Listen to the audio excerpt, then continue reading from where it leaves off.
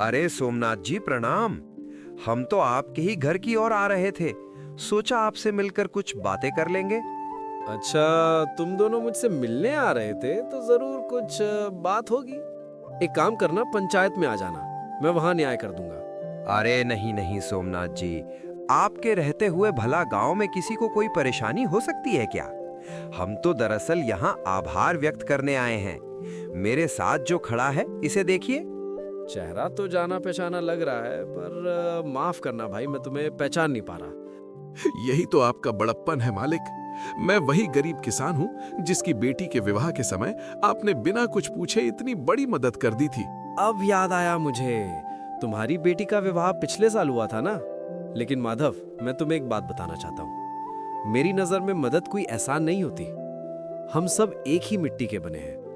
आप सच में बहुत दयालु हैं मालिक। आपकी वजह से एक पिता का सिर गर्व से ऊंचा हो गया।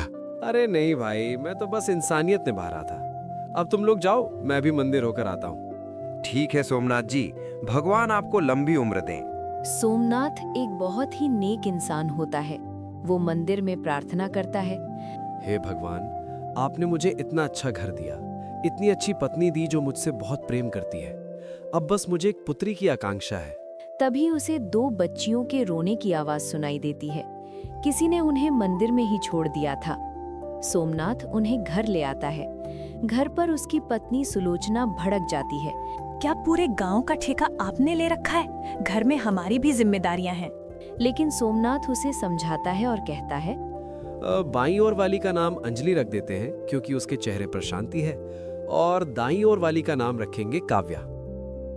मुखिया जी, जल्दी चलिए, अमीर सेठ रंजीत ने बैठक बुलाई है। सोमनाथ अपनी बुद्धि से रंजीत का झूठ पकड़ लेता है और उसे सजा सुनाता है। रंजीत अपमानित होकर गांव छोड़ देता है, पर बदले की आग में जलने लगता है।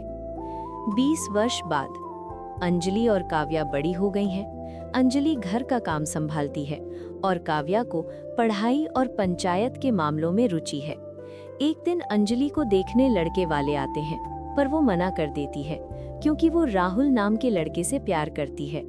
सोमनाथ अपनी बेटी की खुशी के लिए राहुल से उसकी शादी कर देता है। शादी के कुछ दिन बाद जब सोमनाथ और काव्या अंजलि के ससुराल जाते हैं तो देखते हैं कि उसकी हालत बहुत खराब है।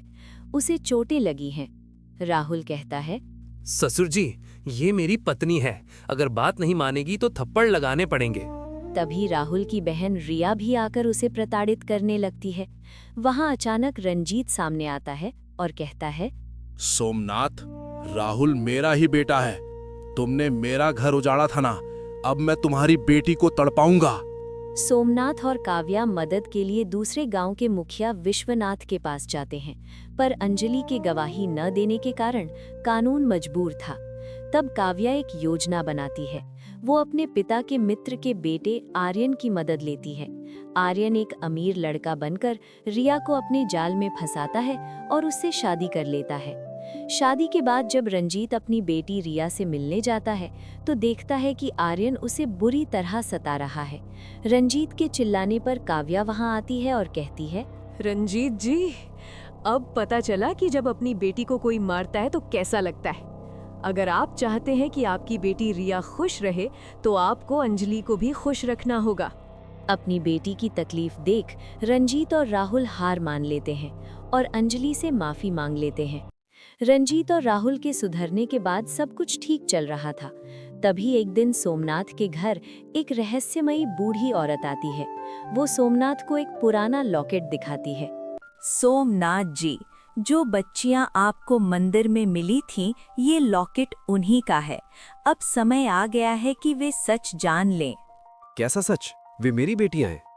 वे किसी साधारण घर की नहीं, बल्कि पास के रियासत के राजा विक्रम सिंह की बेटियां हैं, जिन्हें उनके सगे चाचा ने मारने की कोशिश की थी। सोमनाथ भारी मन से अंजलि और काव्या को बुलाते हैं और उन्हें लॉकेट दिखाते हैं। पिताजी, इसका मतलब हमारे असली माता पिता अभी भी उस महल में कैद हो सकते हैं। हमें उन्हें बचाना होगा पिताजी। जिस इंसान ने हमें बेघर किया, उसे सजा मिलनी चाहिए। अंजलि, काव्या और उनके साथ राहुल और आर्यन भी शक्ति बनकर महल की ओर निकलते हैं। वे वेश बदलकर महल में नौकरों के रूप में दाखिल होते हैं। अंजलि, मैं अपनी पिछली गलतियों का प्रायश्चित करना चाहता हूँ। मैं इस लड़ाई में तुम्हारे साथ हूँ। काव्या अपनी बुद्धिमानी से महल के तहखाने का रास्ता खोज लेती है। वहां वे देखते हैं कि एक बुजुर्ग व्यक्ति जंजीरों में जकड़ा हुआ है। वो और कोई नहीं, उनके असली पिता राजा विक्रम सिंह हैं। तुम दोनों, मेरी अंजलि और काव्या, तुम्हारी आंखों में तुम्हारी माँ की झलक है। तभी महल का वर्तमान राजा यानी चाचा अपने सैनिकों के साथ वहां पहुंच जाता है। सोमनाथ के पाले हुए परिंदे अब बाज बन गए हैं। सैनिकों, इन्हें खत्म कर दो। अधर्म की नींव पर खड़ा ये महल आज गिरेगा। अंत में चाचा पकड़ा जाता है। राजा विक्रम सिंह को फिर से गद्दी मिलती है। सोमनाथ और सुलोचना को राजमहल में ससम्मान बुलाया जाता है। सोमनाथ जी, आपने मेरी बेटियों को जो संस्कार दिए हैं वे किसी भी राजसी शिक्षा से बढ़कर हैं। आप ही इनके असली पिता हैं। बेटियां कहीं की भी हो, वे हमेशा अपने पिता के दिल की रानी होती हैं। महल के आंगन में अंजलि, राहुल, काव्या और आर्यन साथ खड़े हैं। सोमनाथ और सुलोचना गर्व से उन्हें देख रहे हैं। पूरा गांव खुशियां मना रहा है।